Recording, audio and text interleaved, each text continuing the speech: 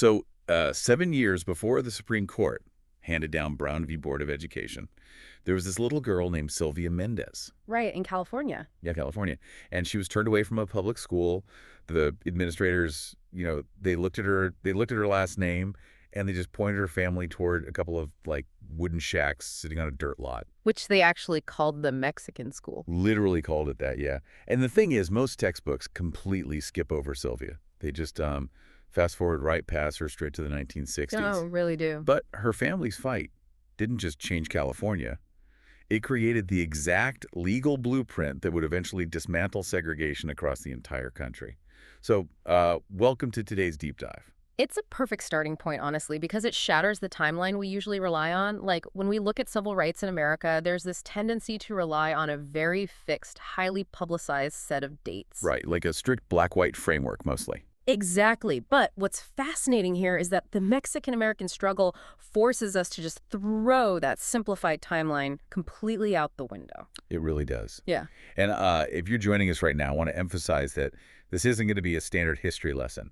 We're not just going to rattle off a timeline of dates and names for you. No, definitely not. We've got this comprehensive stack of notes, historical overviews, and primary source analyses from a really sprawling document titled A Long Struggle, Mexican-American Civil Rights History. It's a very thorough collection. It is. And our mission for the next hour is to explore how early treaty disputes, pre-1960s labor strikes, landmark courtroom battles, and, the relentless organizing of Chicano feminists basically built the architecture of modern equal protection. Yeah, because the sources show a community that really expanded the very definition of democracy in the United States. Right. I mean, they forced the legal system to recognize nuances in racial and national origin discrimination that simply hadn't been legally codified before. Here's where it gets really interesting, though, because if you ask anyone about the Chicano movement or Mexican-American civil rights, almost everyone points to the 1960s. Oh, sure. Cesar Chavez, the student walkouts. Exactly, the farm workers. Mm-hmm. But as we dig into these sources, it becomes immediately clear that the groundwork was actually laid decades. Mm-hmm. I mean, even a full century earlier. Yeah, way earlier than most people think.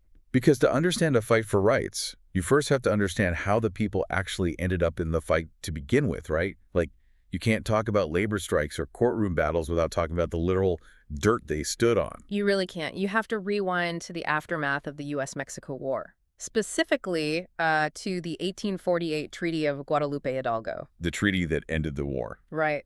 And this treaty is really the anchor point for the entire Mexican-American civil rights struggle. I mean, it ended a war, sure, but it also dramatically redrew the map of North America. A huge chunk of land. Yeah, a vast amount of territory that was formerly Mexico suddenly became the United States overnight. And there were people already living on that land, like generations of families. Tens of thousands of people, yeah. And the treaty explicitly promised protections for the Mexicans living in that newly acquired U.S. territory. On paper, at least. Exactly, on paper. It guaranteed their property rights, their religious freedom, and their eventual citizenship. But the reality on the ground was, well, it was a story of systemic land loss, legal dispossession, and just political marginalization. I've always struggled to understand the mechanics of that, honestly. Because, if a federal treaty guarantees your property, how do you just lose it? It's a fair question. Like, does the government just show up with the military and kick you out? No, it was much more insidious than that. It happened through a highly complex, often really hostile, legal and economic system. How so? Well, the U.S. courts required these landowners to prove their land grants. Now, keep in mind, many of these grants dated back to the Spanish colonial period or the Mexican government. Right, they were old. Very old. And the boundaries were often defined by natural landmarks. A certain river bend, an old oak tree, a ridgeline. Oh, I see. But the new U.S. legal proceedings required strict American-style surveying. And I'm guessing those proceedings weren't exactly user-friendly for the people who had just been annexed? Not at all. The proceedings were conducted entirely in English. They were prohibitively expensive. And the burden of proof was placed entirely on the Mexican origin landowners. So they were set up to fail. Essentially, yes. Imagine having to hire an American lawyer, pay them in American currency, and navigate a completely foreign legal system just to prove you own the farm your grandfather built. Wow. So it's like signing a lease with a landlord who immediately changes the locks, rewrites the contract in a language you don't speak, but still expects you to pay rent and follow the new house rules. That's a great way to put it. I mean, they didn't cross the border. The border crossed them. And that exact phrase, the border crossed us, is central to understanding this historical identity. It makes total sense. Yeah. Many families had to sell portions of their land just to pay the lawyers to defend the rest of it. Others lost their property to squatters, rigged tax sales, or outright fraud by syndicates of land speculators. Man, that feeling of displacement wouldn't just fade away after a generation. Yeah. And actually, if you look at the notes on New Mexico in our sources, land grant activism became a foundational element of the later civil rights movement. It absolutely did. There's a specific leader mentioned here, Reyes Lopez Tijerina. Yes, Tijerina. And the organization he founded in the 1960s, the Alianza Federal de Mercedes? Right. What was his main argument? He looked at the conditions of Mexican Americans and drew a direct, unyielding line back to those 1848 treaty violations. Interesting. Tijerina argued that you couldn't achieve modern civil rights without addressing historic claims to the land. Like, he wasn't just asking for better wages in a factory. He was demanding the federal government honor a century-old treaty and restore community self-determination. Why was the dirt itself so vital to the civil rights argument, though? Like, why not just focus on modern equality, voting rights or fair housing? Because land dictates economic autonomy. Oh. When those communities lost their land grants, they lost their ability to sustain themselves independently. Oh, so they had no backup plan. Right. They were transformed practically overnight from independent landowners into a highly vulnerable source of cheap wage labor for the new agricultural and industrial economies of the Southwest. So the loss of land created the labor exploitation. Precisely. Furthermore, the violation of a federal treaty provided a very specific legal and moral anchor. It wasn't just about property. It was about the fundamental feeling that they were treated as second-class citizens in a landscape their families had inhabited for centuries. It feels like a distinct type of activism, really. It's as much about correcting the historical record as it is about securing a better future. Exactly. I mean, you can't fully participate in democracy if the state fundamentally denies your historical right to even exist in that space as an equal. The land grant movement forced that historical grievance right onto the front pages during the civil rights era. Which brings us to the next big shift. Because they no longer owned the land, they were forced to work it for someone else. Yes, a huge demographic shift. And the sudden shift from independent landowners to an exploitable, cheap labor class practically guaranteed a boiling point. The displaced communities were funneled into exploitative labor systems, which logically leads to the first major pushback. The labor strikes. Exactly. Decades before the famous 1960s movements, pioneers were already organizing. And the sources show us that a staggering number of these early architects were women. Yeah, the transition from landowners to wage laborers was brutal. And you see the resulting friction perfectly encapsulated in the 1938 San Antonio pecan shellers strike. Led by Emma Tenayuca. Yes. The details in the historical overview regarding this strike, they paint such a visceral picture. We're talking about the 1930s here. San Antonio is a major hub for the pecan industry. A huge hub. But the work of shelling the pecans was done entirely by hand. Almost exclusively by Mexican-American women. Wow. The factory owners realized that human labor was so cheap, it was actually more cost-effective to hire thousands of women to smash and pick the pecans by hand than it was to invest in cracking machines. That is wild. And for you listening, I want you to picture the conditions these women were working in. It was awful. They were packed into these poorly ventilated, unlit sheds.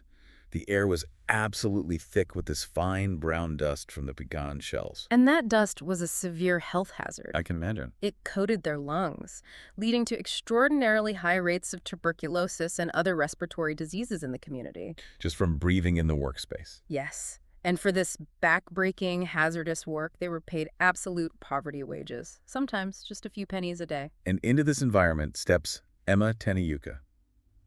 I'm looking at her background here in the notes, and she was barely in her early 20s at the time. She was young, yeah, but she was an incredibly fierce, charismatic organizer. What was the breaking point for the workers?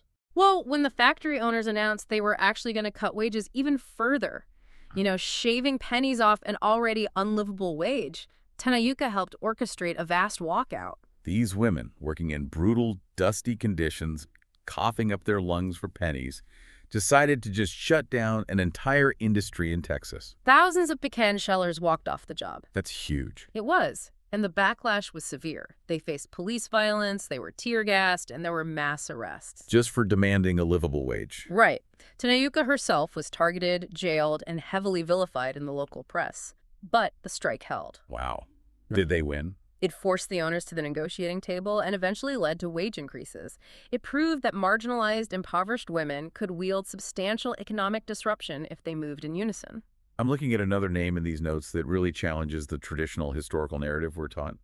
Luisa Moreno. Yes, Luisa Moreno. During the Great Depression, with zero digital infrastructure, no social media, how does one woman build a national coalition? Luisa Moreno was just a visionary strategist. She organized Spanish-speaking workers across the country, garment workers in New York, cannery workers in California, agricultural laborers in the Southwest. She was everywhere. She spent the 1930s crisscrossing the country, often traveling alone. She'd meet with workers in their homes, building trust, and connecting these isolated labor disputes into a larger narrative. And in 1939, she helped found El Congreso de Pueblos de Habla Española, the Congress of Spanish-speaking peoples. Exactly. And El Congreso was arguably the first national effort to unite Mexican-American and broader Latino civil rights struggles. It wasn't just about labor. No, Moreno understood that you couldn't just focus on the hourly wage. El Congreso fought against workplace discrimination, but they also tackled the systemic issues. Like what? The lack of housing, the educational segregation, and crucially, the deportations. Which brings up a very important context the sources dive into. The immigration policies of the time. Yes, the 1930s. During the Great Depression, you had the Mexican repatriation campaigns. Hundreds of thousands of people of Mexican descent were pressured or outright forced by local and federal authorities to leave the United States. Including a significant number of U.S. citizens. Wait, really? I really want that to sink in for a second for the listener. The U.S. government deported its own citizens just because the economy crashed and they needed a scapegoat. It's a dark chapter. Local governments, charities, and federal agencies essentially collaborated to sweep Mexican neighborhoods, load people onto trains, and send them across the border. Just like that. Regardless of their citizenship status, simply to reduce relief rolls during the Depression. That is staggering. But then, pay attention to the whiplash here.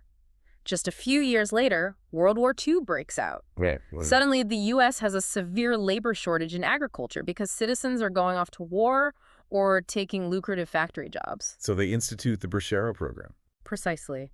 Starting in 1942, the federal government creates this guest worker program, bringing Mexican men to the U.S. under temporary agricultural contracts. So they deport people when the economy is bad and then import them when they need the labor to feed the country. Exactly. How did the Bracero program actually function on the ground, though?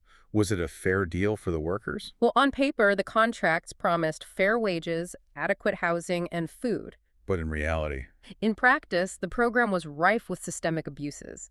The workers were bound to their employers. Like indentured servitude. Almost. If a grower provided rotten food or withheld wages, the Bracero had almost no recourse. If they complained, they could be deported immediately. Wow. It created a captive labor force that severely undercut the bargaining power of domestic farm workers, which is exactly why the growers loved it. So organizers like Emma Tanayuka and Luisa Moreno were operating in an environment where the government was actively treating their communities as disposable parts in a machine. That's exactly what it was. You use the part until it breaks, you toss it out, you order a new one. If we connect this to the bigger picture, it explains why their strategy had to be so comprehensive. Right. They proved that labor rates, race, gender, and immigration status were completely intertwined.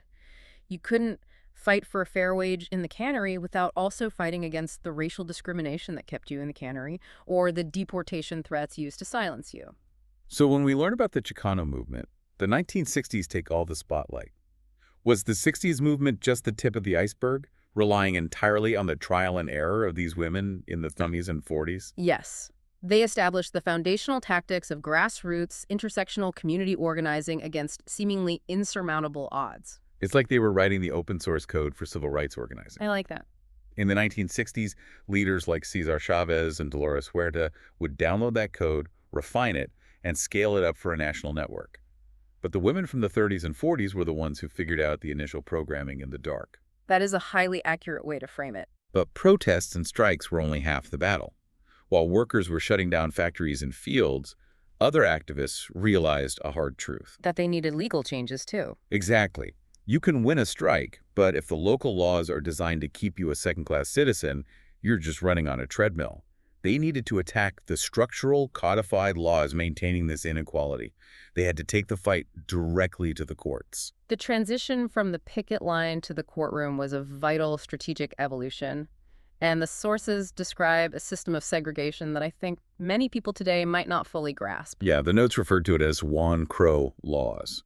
Now, assuming our listeners have a baseline understanding of American history, we all know how Jim Crow functioned in the South, right? Right. Explicit statutes separating black and white citizens. Exactly. How did Juan Crow differ mechanically in the Southwest? Well, the insidious nature of Juan Crow was that it often relied on linguistic, cultural, and localized loopholes rather than sweeping, explicit state statutes. So it wasn't a state law saying segregate.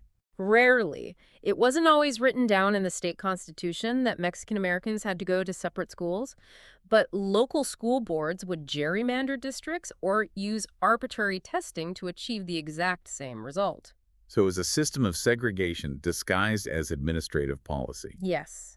In daily life, it meant Mexican Americans were barred from public facilities like swimming pools and movie theaters, or restricted to using them only on certain days. Like the day before the pool gets cleaned. Exactly. Often, they were only allowed in the public pool on the day right before it was scheduled to be drained and cleaned. That is just so demeaning. It was meant to be, but the most damaging manifestations were in education and the judicial system. Which brings us back to the hook of our show, the schools. Tell me how the Mendez v. Westminster case dismantled those administrative loopholes. This is 1947 California, right? Yes, Gonzalo and Felicitas Mendez were agricultural workers who leased a farm in Orange County. When they went to enroll their children, including their daughter Sylvia, at the local public school, they were told the children had to attend the Hoover School, the segregated facility for Mexican children. The two wooden shacks on a dirt lot. Exactly. And the Mendez family refused to accept this. Good for them. They organized with other Mexican-American families, the Gomez, Palomino, Estrada, and Ramirez families, and they sued 4 local school districts in federal court. Now, you mentioned earlier that Juan Crow relied on loopholes. What was the school district's legal defense for putting these kids in a shack? I mean, how did they justify it to a judge? The school districts argued they weren't segregating based on race, which they knew would be harder to defend. Oh, of course. Instead, they claimed they were segregating based on, quote, language deficiency. They argued that Mexican children needed specialized English instruction before they could integrate. Even though Sylvia Mendez spoke perfect English. Exactly. It was a completely cynical, manufactured loophole to justify racial segregation. So how did the lawyers fight that? The legal team for the families, led by attorney David Marcus, dismantled that argument. They didn't just argue about the physical inequality of the buildings. What did they do? They brought in social scientists to testify about the psychological damage segregation inflicted on children. That sounds incredibly familiar. Didn't Thurgood Marshall use that exact same psychological argument a few years later in Brown v. Board? He did. In fact, the NAACP, along with the ACLU and other organizations, filed amicus briefs in support of the Mendez case. Wow, so they were collaborating. They were watching closely, testing these legal arguments. The federal judge ultimately ruled in favor of the Mendez family, stating that the segregation of Mexican-American children violated the Equal Protection Clause of the 14th Amendment. It was the first time a federal court struck down school segregation. Yes. And it led directly to California Governor Earl Warren signing a law that made California the first state to officially end public school segregation. And Earl Warren, of course, would later become the Chief Justice of the U.S. Supreme Court, who wrote the unanimous opinion in Brown v. Board of Education. Exactly. The legal precedents just stack on top of each other. So what does this all mean? It sounds like they were playing a game where the rules were rigged, so instead of just playing harder, they sued the referees to rewrite the rulebook. That's a very apt analogy. And they did it again a few years later in Texas. Let's dig into the Supreme Court case, Hernandez v. Texas in 1954.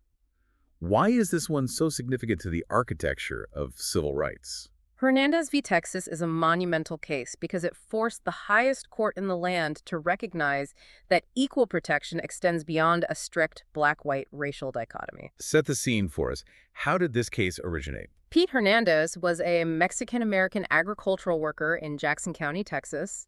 He was convicted of murder by an all-Anglo jury. Okay. His lawyers, a brilliant team of Mexican-American civil rights attorneys, including Gus Garcia and Carlos Cadena, decided to appeal the conviction. Did they say he didn't do it? No, they didn't argue that Hernandez was innocent of the crime. They argued that his constitutional rights were violated because he was not tried by a jury of his peers. Because Mexican Americans were systematically excluded from serving on juries in that county, right? Yes.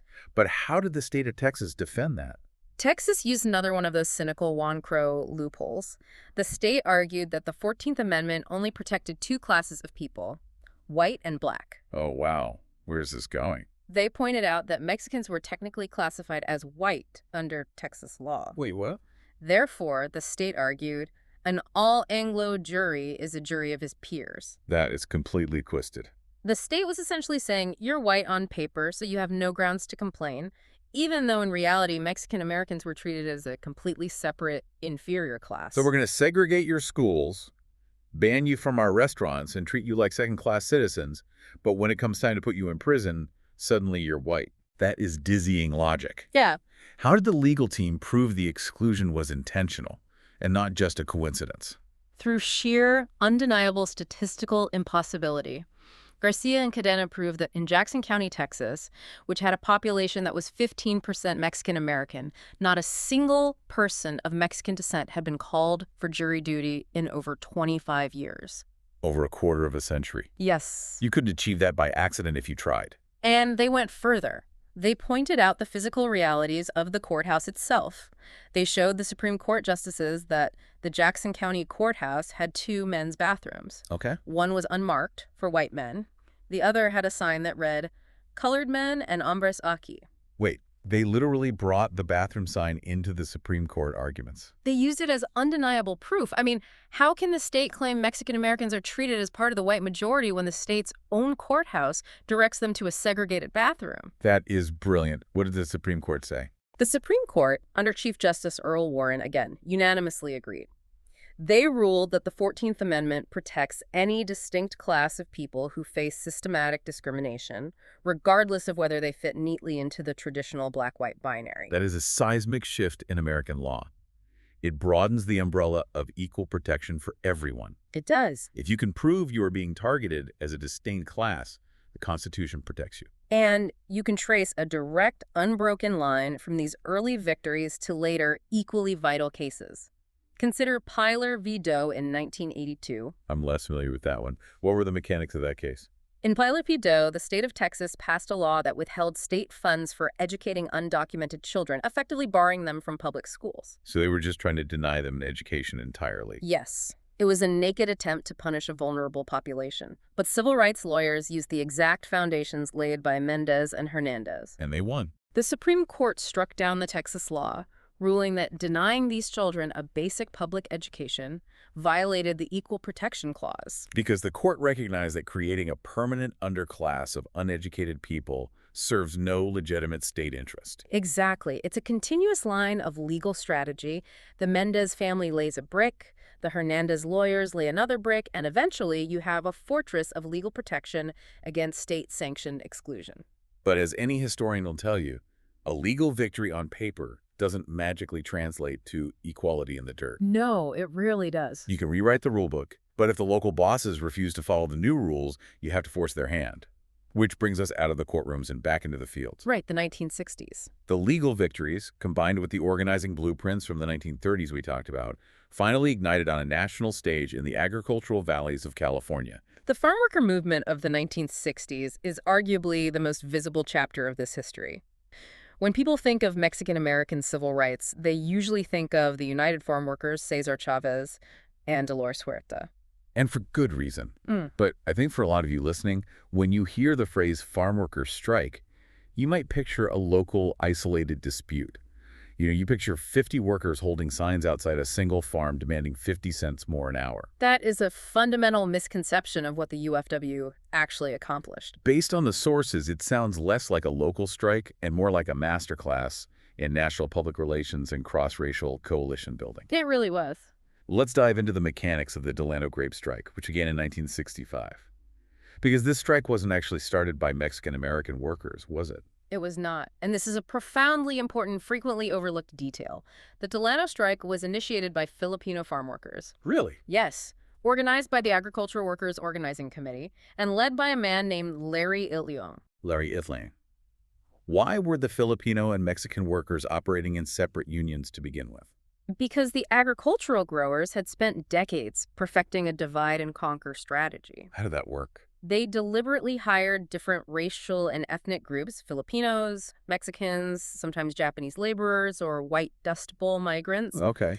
And the growers would segregate them into different work crews and separate housing camps. They paid them slightly different wages to breed resentment. Oh, I see. So if the Filipino crew got mad and went on strike, the growers would just drive over to the Mexican camp and say, hey, we've got extra work for you today. Exactly. They used the groups as strike breakers against each other. It was a brutally effective way to ensure that wages remained universally depressed and that labor organizing never gained critical mass. That is so calculated. So how did Larry Itliong overcome a system designed to pit workers against each other? Well, in September 1965, Itliong and the Filipino workers walked off the vineyards in Delano, demanding wages equal to the federal minimum wage. Which they weren't getting. No. But Itliong knew the growers' playbook. He knew they would immediately try to bring in Mexican workers to break the picket line. So what did he do? Itliong made a strategic historical pivot. He reached out to Cesar Chavez and Dolores Huerta, who were leading the National Farm Workers Association, a predominantly Mexican union. He asked them to join the strike. He asked them to stand in solidarity. Did they say yes right away? Actually, Chavez was initially hesitant. He felt his union was still too young, that they didn't have the strike fund or the infrastructure to survive a prolonged battle against the powerful grape growers. That makes sense. It's a huge risk. It was. But Huerta and others argued they couldn't turn their backs. On Mexican Independence Day, September 16th, the Mexican workers held a mass meeting. They took a vote, and they chose to strike in solidarity with the Filipinos. By refusing to cross each other's picket lines, they completely jammed the gears of the growers' divide-and-conquer machine. Exactly. They eventually merged their organizations to form the United Farm Workers, the UFW. It's such a powerful blueprint for cross-racial solidarity. But a strike in a California valley is still a regional issue, right? True. So how do they elevate this into a national moral crisis? Through brilliant, highly disciplined, nonviolent tactics. Chavez was a dedicated student of Martin Luther King Jr. and Mahatma Gandhi. Okay. The UFW understood that striking in the fields wasn't enough because the growers had deep pockets and local law enforcement in their back pockets. Right. The local cops weren't going to help the strikers. The workers were routinely beaten, arrested, and sprayed with agricultural pesticides while on the picket lines. So they bypassed the local power structure entirely. They took the fight to the consumer? The consumer boycott was their ultimate weapon. The UFW sent farm workers, people who had never left California in their lives, on buses across the country. Wow, where'd they go? They went to New York, Chicago, Detroit, Boston. They stood outside supermarkets and appealed directly to everyday American shoppers. Think about the mechanics of that for a second. You're asking a housewife in Chicago in 1968 to care about a labor dispute 3,000 miles away. How did they pitch it? They made it a moral imperative. They explained the horrific conditions in the fields, the lack of bathrooms, the child labor, the pesticide poisoning. They just talked to people outside the store. They talked to people, they handed out leaflets, and they simply asked consumers to stop buying California table grapes until the growers signed union contracts. Basically saying, if you buy these grapes, you're complicit in the suffering of the people who picked them. Yes. By bringing the boycott to the American dinner table, they transformed an invisible, marginalized workforce into a national conversation. And it worked. Millions of Americans stopped buying grapes. That has to hurt the bottom line. It cost the growers millions of dollars. It forced them to the negotiating table in 1970, resulting in the first major union contracts for farm workers in American history. Unbelievable. It demonstrated that low-wage workers could wield immense power if they organized both the labor supply and the consumer demand simultaneously. But keeping a movement energized for 5 long years of striking takes more than just good strategy. You need a cultural glue. You do. The sources highlight something fascinating here. El Teatro Campesino. The Farm Workers Theater, founded by Luis Valdez in 1965, it was the vital cultural arm of the movement. The imagery in the notes is fantastic. I'm picturing actors performing on the backs of flatbed trucks parked literally right next to the fields where workers were striking. That's exactly what it was. Valdez and the actors would use short, highly physical, satirical plays called actos. Oh, like street theater. Yeah, they didn't need a Broadway stage. They needed a truck bed and a few handmade signs. They used these plays to educate the workers about their rights, to mock the powerful growers, and to expose the hypocrisy of the strikebreakers. It's using art as a literal tool of survival and political education. Keep in mind, many of the workers were illiterate or they spoke different Spanish dialects or Tagalog. So words weren't always enough. Right, but everyone understood the physical humor, the exaggerated masks, and the core message of the plays. That makes total sense. El Teatro Campesino provided a shared cultural identity. When you are starving on a picket line, being harassed by armed guards, a shared laugh that targets your oppressor is an incredibly powerful, sustaining force. But as the movement grew, and as the 1960s Chicano movement exploded across the country with massive student walkouts in East LA and anti-war protests, a recurring theme in the sources reveals a serious internal fracture. Yes, the movement was not a monolith, and the internal dynamics were complex and often painful. As I read through these notes, it is so obvious that women were everywhere in this history. We've talked about Emma Tenayuca, Luisa Moreno, Felicitas Mendez, the pecan shellers. Right, they were foundational. But as the 60s movement formalized, these women found themselves fighting a brand new battle. This time, they had to fight inside their own ranks. Which raises an important question. How does a movement successfully demand equality and liberation from the outside world, while simultaneously maintaining patriarchal structures that oppress its own women internally? It's like trying to put out a fire in your neighborhood, but the people handing you the water buckets keep telling you to go back to the kitchen and make them dinner. Exactly. These women had to fight the fire and fight for the right to hold the bucket. It's a perfect analogy for the dual struggle Chicano feminists faced. On one front, they were fighting racism, police brutality, and labor exploitation in mainstream American society. And the second front. Within the Chicano movement itself, they were fighting sexism, traditional gender roles, and a male-dominated leadership structure. The notes detail how women were often expected to be secretaries, to run the mimeograph machines, to cook for the meetings, while the men gave the speeches and made the executive decisions. Right. Let's talk about Dolores Huerta again, because the historical narrative often gets this wrong. She wasn't just Cesar Chavez's enthusiastic supporter. Not at all. Dolores Huerta was a primary essential strategist of the UFW. She possessed a brilliant legal and tactical mind. What were her actual roles? She negotiated the first major contracts with the growers, which was absolutely unprecedented for a woman, especially a Mexican-American woman in the 1960s agricultural industry. That is no small feat. She directed the national boycotts. She was the chief legislative advocate, securing laws that gave farm workers the right to organize. Yet, for a long time, the public face of the movement was exclusively male, and historical memory often reduced her to a sidekick role. It did, which is a major disservice to her legacy. The sources introduce another pivotal figure here, Francisca Flores. How did she approach this internal fracture? Francisca Flores was a fierce, veteran advocate who recognized that Chicanas needed their own autonomous spaces to build power. So she branched out. Yes. In 1970, she helped found the Comisión Femenil Mexicana Nacional, a national organization specifically focused on the rights and needs of Mexican-American women. Because they couldn't just wait around for the men of the movement to eventually get around to women's issues. Exactly. Flores argued that Chicanas had to organize for themselves. They couldn't subordinate their needs to the broader movement because to a Chicana, her gender and her race were inseparable. The sources also mention the rise of underground publications, specifically one called Mujeres de la Raza. These publications were revolutionary. They were newsletters and magazines produced by and for Chicanas, often run off those very mimeograph machines they were supposed to be using for the men's speeches. I love that, taking the tools they were given and using them for themselves. Through these publications, Chicana feminists articulated a political philosophy that was entirely their own. What were the core tenets of that philosophy? How did it differ from the mainstream Chicano movement or the mainstream white feminist movement? Well, they argued that civil rights were fundamentally incomplete without addressing the specific physical and economic realities of women. Like what? They demanded reproductive justice, protesting forced sterilizations that were occurring at county hospitals. Wait, forced sterilization? Yes, often performed on Mexican-American women without their consent or knowledge after they gave birth. That is horrific. It was. So they fought that.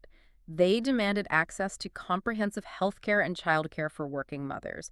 They fought against domestic violence, which was often treated as a taboo subject. So they were pioneering a deeply intersectional approach to civil rights, decades before the term intersectionality was widely used in mainstream academic discourse. Absolutely. They recognized that they did not live single-issue lives. A Chicana farm worker wasn't just exploited because she was Mexican. Right. She was exploited because she was a woman, often a mother, making significantly less than male workers and facing unique, horrific vulnerabilities like sexual harassment and assault in the fields. And the other movements weren't covering all those bases. Right. The mainstream white feminist movement often ignored class and race, while the Chicano movement often ignored gender. Chicana feminism demanded that the movement address all these overlapping systems of oppression simultaneously. It's a critical evolution of the movement. You cannot build a truly equal society on a foundation of internal inequality. They forced the movement to look in the mirror. And their legacy is profound. They expanded the scope of what Mexican-American civil rights actually meant, ensuring that issues like reproductive rights, equal pay, and childcare were permanently written into the agenda of social justice. They ensured the movement didn't just replace a white patriarchy with a brown patriarchy. That's a perfect way to summarize it. We have covered a vast amount of ground today, and I want to synthesize this journey for everyone listening. It's a lot to take in. It really is. We started by looking at a map that was redrawn by a war, where the broken promises of the 1848 Treaty of Guadalupe Hidalgo sparked a multi-generational fight over land, displacement, and identity. And we saw how the loss of that land morphed an independent people into an exploitable labor class. A shift that was met head-on by the brilliant organizing blueprints of women like Emma Tenayuca and Luisa Moreno in the 1930s and 40s. We then explored how activists realized they had to rewrite the rulebook, taking the fight into the courtrooms. Cases like Mendez v. Westminster and Hernandez v. Texas dismantled the loopholes of Juan Crow segregation and expanded the constitutional definition of equal protection. Which all laid the robust foundation for the explosion of the national farm worker movement, where cross-racial solidarity with Filipino workers and the mechanics of consumer boycotts turned a local agricultural dispute into a national moral crisis. And throughout every single era of this timeline, Chicana feminists were continuously steering, pushing, and sharpening the movement, fighting on multiple fronts to ensure that true equality left no one behind. It is a remarkable testament to the endurance, the legal brilliance, and the strategic innovation of a community fighting for its rightful place in American democracy. Before we sign off, I want to leave you with a final thought to mull over. Building on the mechanics of everything we've discussed today. Sure. Think back to the tactics we explored. Luisa Moreno crisscrossing the country to build a national coalition during the Great Depression. El Teatro Campesino performing on flatbed trucks to bypass traditional media and educate illiterate workers. Right, the underground publications, too. Exactly. Underground publications like Mujeres de la Raza running off stolen time on mimeograph machines to share news that mainstream papers ignored. Grassroots grape boycotts organized by farm workers standing outside grocery stores in the freezing rain in Boston. It was all very grassroots. Yeah. So if the Mexican-American civil rights movement could build such a robust, effective national infrastructure using only those analog tools, consider today's digital landscape. That's an interesting thought. The tools have evolved from flatbed trucks to smartphones. How might these exact same foundational strategies of cross-racial solidarity, consumer pressure, and intersectional feminism be secretly shaping the algorithms, the viral campaigns, and the digital labor movements of tomorrow? The technology is new, but the blueprint remains exactly the same. The frontier is still moving. As we saw today, the map is never truly static. The lines are always being redrawn, not just by governments and treaties, but by the people standing on the dirt demanding to be seen. Thank you for joining us on this deep dive. Keep exploring, keep reading, and most importantly, keep questioning the history you think you know. We'll catch you next time.